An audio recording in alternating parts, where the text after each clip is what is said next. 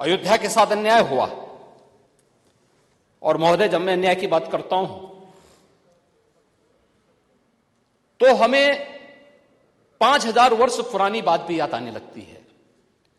उस समय पांडवों के साथ भी अन्याय हुआ था और उस समय कृष्ण गए थे कौरवों के पास। उन्होंने भी कहा था बस दे दो केवल 5 ग्राम, रखो अपनी धरती तमाम, हम वही खुशी से खाएंगे, परिजन पर असी न उठाएंगे। लेकिन दुर्योधन वह भी दे न सका, आशीष समाज की ले न सका।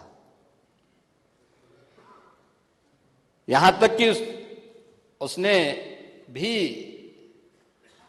भगवान श्री कृष्ण को बंधक बनाने का कुत्सित प्रयास किया। उल्टे हरि को बांधने चला, जो था साध्य साधने चला। यही तो हुआ था। यही तो हुआ था अयोध्या के साथ, और यही हुआ काशी के साथ, और यही हुआ था मथुरा के साथ भी। हमने यही तो कहा। उस समय 5 गांव मांगे थे। भाई, भगवान कृष्ण ने तो पहले कहा, जब वो समझौता कराने के लिए गए थे, महाभारत का युद्ध टालने के लिए गए थे, कि भी देना हो तो आधा दो, लेकिन इसमें भी यदि बाधा है तो दे दो केवल 5 ग्राम। लेकिन वो 5 गांव, लेकिन यहां तो इस समाज सैकड़ों वर्षों से यहां की आस्था केवल 3 के लिए बात कर रही है। 3 के लिए।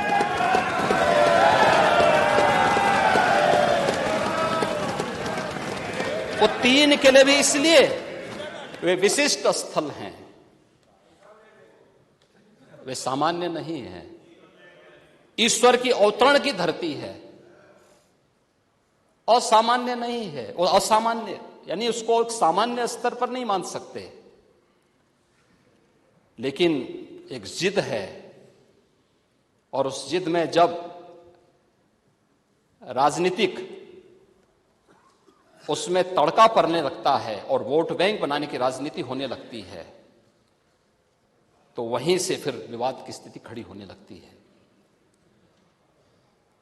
यानी लोक आस्था, भारत के अंदर लोक आस्था का अपमान हो, बहुसंख्यक समाज गिड़गिड़ाए, ये पहली बार देखने को मिला।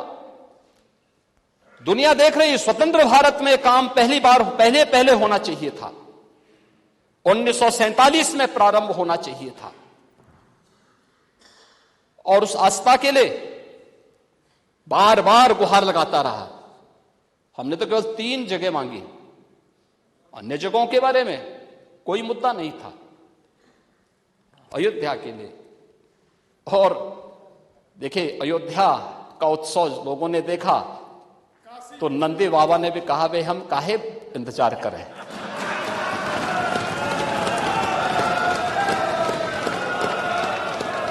उन्होंने भी इंतजार किए बगैर रात्रि में बैरिकेड तोड़वा डाले। और हमारे कृष्ण कन्हैया कहां मानने वाले हैं।